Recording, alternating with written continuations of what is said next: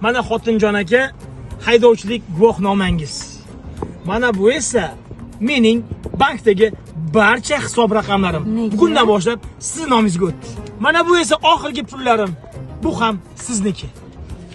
Barcha hovlilar, barcha kvartiralar, Chorvodagi dachalar ham bugundan boshlab siz nomingizda.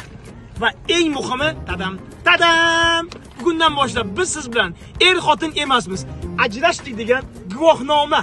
Xudoga shukr. Jonim, bu dunyodagi eng zo'r ersiz. Bildim.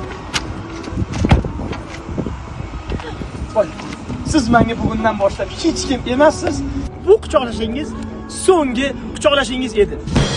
Men endi nomahram ayollar bilan hech qachon quchoqlashmayman. Rahmat sizga, har doim men fikrlarimni o'qib kelgansiz. Tushundim. Demak, fikringiz bo'yicha men hozir o'sha ketishim kerak. Alvido. To'xtang. Nima bizda hozir hammasi rostdan ham tugadimi? Nima? Qaytaymi? Yo, siz noto'g'ri tushundingiz.